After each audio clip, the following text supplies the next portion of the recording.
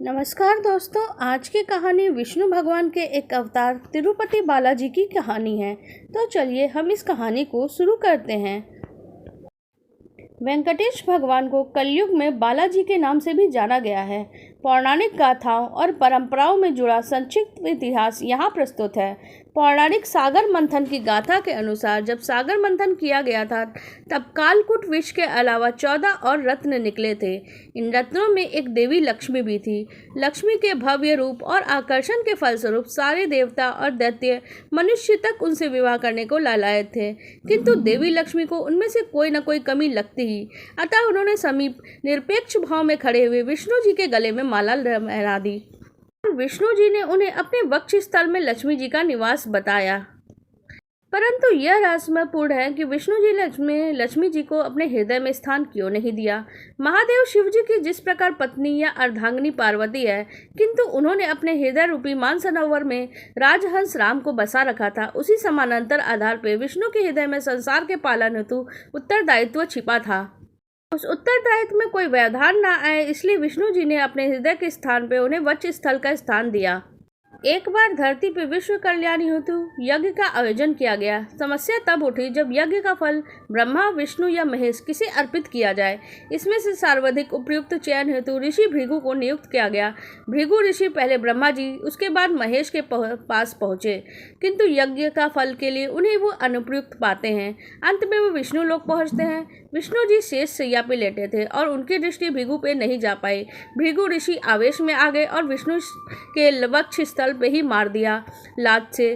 और अपेक्षा के विपरीत विष्णु जी अत्यंत विनम्र होकर उनका पांव पकड़ लेते हैं और नम्र वचन ही बोलते हैं। विष्णु जी कहते हैं, हे ऋषिवर, आपके कोमल पांव में चोट तो नहीं आई। विष्णु जी के व्यवहार से प्रसन्न भृगु ऋषि यज्ञ फल का सर्वाधिक उपयुक्त पात्र विष्णु जी को ही घोषित करते हैं। उस घटना की साक्षी विष्णु जी की पत्नी लक्ष्मी जी अत्यंत क्रुद्ध हो गई, क्योंकि वक्ष स्थल जो विष्णु जी का था वो उनका निवास स्थान था और एक धरतीवासी भृगु की ठोकर लगने का अधिकार उन्हें किसने दे दिया। इसलिए विष्णु जी पे भी उन्हें क्रोध आता है और भृगु को दंडित करने की अपेक्षा वो उल्टे उनसे क्षमा मांग रहे हैं। परिणाम स्वरूप लक्ष्मी जी विष्णु जी को त्याग कर चली जाती हैं। विष्णु जी उन्हें बहुत ढूंढते हैं, किंतु वो नहीं मिलती। अनंत में विष्णु जी लक्ष्मी जी को ढूंढते हुए धरती पे श्रीनिवास नाम से जन्म लेते हैं और संयोग से लक्ष्मी जी पद्मावती के रूप में जन्म लेती हैं।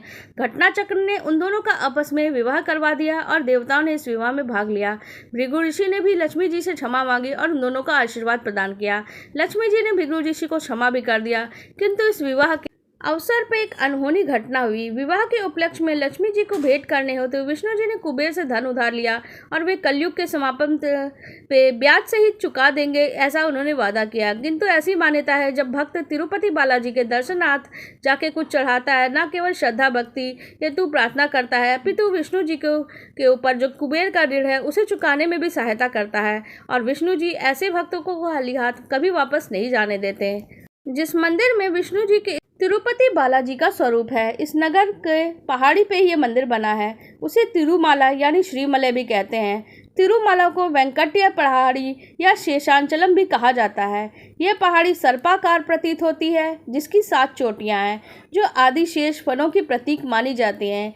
इन 7 चोटियों के क्रमशः शेषाद्रि, नीलाद्रि, गरुड़ाद्रि, अंजनाद्रि, वृषभाद्रि, नारायणाद्रि और वेंकटाद्रि है। आपको हमारी ये कहानी, जहां विष्णु भगवान के इस स्वरूप के बारे में है, कैसी लगी आप कमेंट सेक्शन में बता सकते हैं। साथ ही वीडियो को लाइक जरूर कर दीजिएगा। धन्यवाद।